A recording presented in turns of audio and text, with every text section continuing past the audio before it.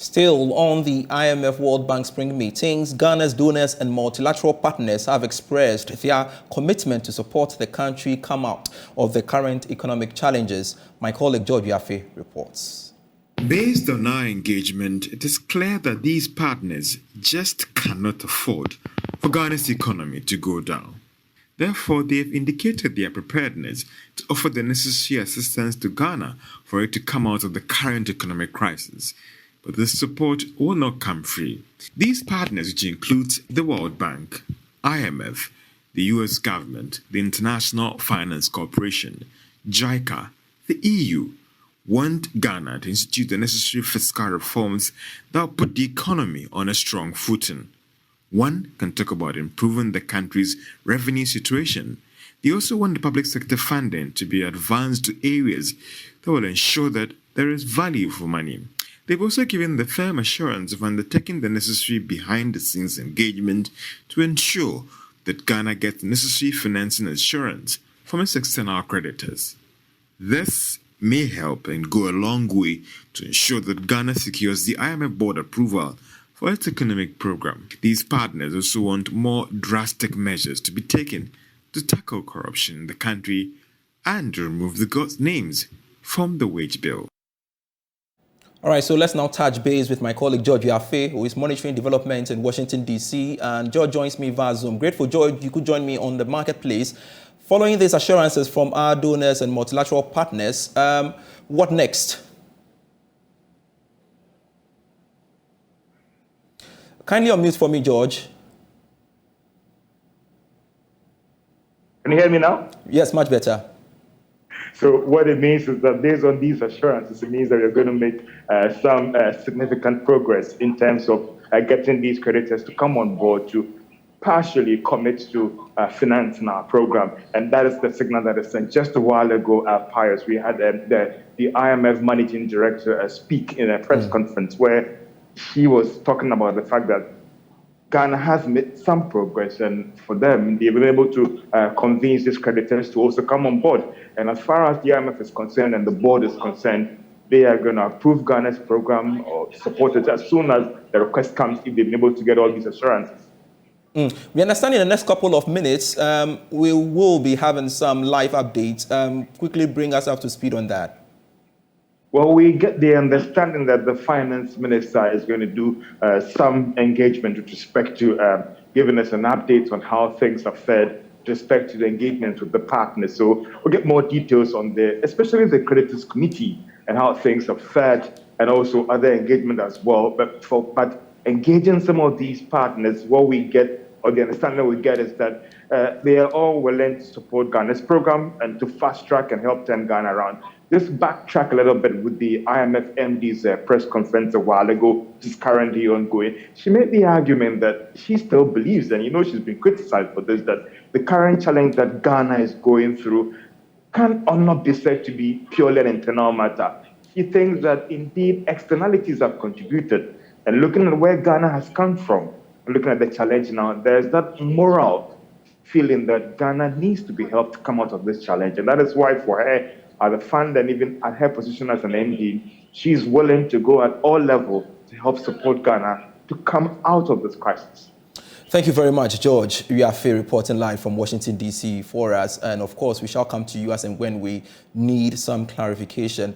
Let's stay a while longer on this because the IMF and the World Bank, have been making some projections on Ghana. And we've been joined via Zoom also by economist, Professor Williams Prepara for his perspective on this. Professor Prepara, grateful you could join me on the marketplace. We do know that the IMF has, given some projection about Ghana's debt, which is likely to hit some 99% by the end of the year. Your initial reaction to that? Pius, thank you very much for calling me. I mean, the projection is in line with what we expect after Ghana going through a debt exchange program based on with our domestic debt holders. It gives us a reduction in the interest payment. So this means that we have some room to be able to operate It's very significant because if you look at the findings of the debt or the results of the debt exchange program, it gives Ghana a major reduction in interest payments. Also, if you're able to get our Eurobond holders, which we owe them about 11 billion US dollars, come on board to also concede to give us some, let me put it, discount or reduction in the coupon payment. This is also going to help us. And putting all this together is what I'm sure IMF and both the World Bank have used to predict that our debt to GDP probably will reduce to that 99%. I would like to pick your views on this matter as well, because it is coming handy at the moment, because Fitch Solutions is also projecting that the economy is going to be tough this year before it rebounds. Yes, it's true. In history, countries that has fallen below a BBB ratings, normally we call them fallen angels. When they decide to, things decide to work well for them, they are able to bounce and go up very well. It's like going down and you are trying to find your feet up. Before Ghana will be able to come up as where we are, where we are getting to probably is our worst case, and it's time for us to come up. So we may see the country having these challenges at the moment, but then it points to the fact that if government is able to get the IMF discussion as we are having, and also become very disciplined with this expenditure, be sure that things will turn out. So 2023, as projected, will be difficult, but between 2024, 2025, we should see Ghana coming out of the woods. We did see the formation of a partial committee by the Paris Club without China. Any positive news to come out from that, do you think? I mean, there is this kind of geopolitics ongoing at the moment. So the Paris Club, normally, which are made up of strong members of the IMF and the World Bank, and as the World Bank and the IMF boss, especially the IMF director, is pushing for Ghana to get some support, will help the Paris Club to also assist Ghana. In the case of China, which is something very different, their agenda, normally we have to go with something, and they will think of what to do. I'm sure if they see Ghana as their major trade partners, which they are, because now Ghana trading in China is number one. Between if you compare Ghana and other trading partners in terms of country, China is number one. China will also have to help Ghana to find its feet. So this is very, very important. Surprisingly, as China is not participating alongside the Paris Club, the onus is on us as a country to know how to play our cards, especially with our finance minister, to be able to court these two parties to give us some breather in terms of the loans or facilities they have granted to Ghana. In as much as China is part of our trading counterparts, do you think we can do away with them? Definitely not, because in terms of production, they produce at a cheaper cost. So Ghana will not be able to do away with them. We have to rather strengthen our relationship with them in a way that to be able to get some kind of major discounts. That is what is needed. Funding from China sometimes are concessionary as compared to other sources of funding. So our relationship with China should have to be deepened. We should not forget our relationship with our Bretton Woods institutions. Yes, we have to keep them. As a country, we need to find a balance between China and the rest of the world.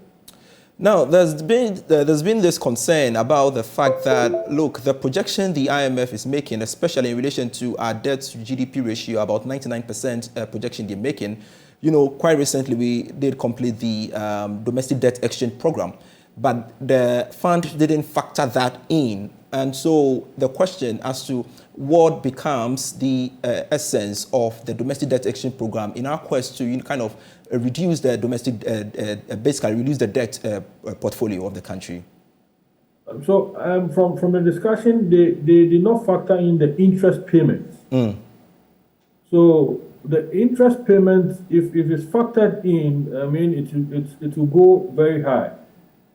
To the IMF, they understand that Ghana is having a discussion with all his creditors, which is bilaterals, and then also bondholders, euro bondholders. And IMF believes that Ghana may get some kind of reduction in these things. So that kind of discussion must finish before they be able to determine the actual debt to GDP for Ghana. But for now, when we are really doing a proper perspective, it's good that they have excluded it. The danger is that if they add it, it means that our debt to GDP will go above the 100%, which is very going to be very dire for us as a country. So they are trying to play it safe for us, to tell our government that do your best to have a negotiation with all your creditors to be able to buy into your program, to give you some relief or some debt reduction, so that our debt to GDP will reduce. Finally, let me get your thoughts on your position on this. Based on the assurances we've seen or heard from our bilateral partners and, of course, our external creditors, are you positive that we'll get a deal by end of May as been envisaged? I mean, for me, end of May, if you ask me, I'm looking at June. Because after the spring meetings, all the bilaterals will have to go back, report to their government. Then you have to look at their policies and what these decisions will affect them before they will talk to us. So in my perspective, we were able to get some fundings or final agreements sent to IMF for these funds to come in will be in the month of June. That is my prediction. But May will be too early. Thank you very much, Professor William Tripura, for your time here on the Marketplace speaking to us. We shall also come to you when we need some thoughts from you as well.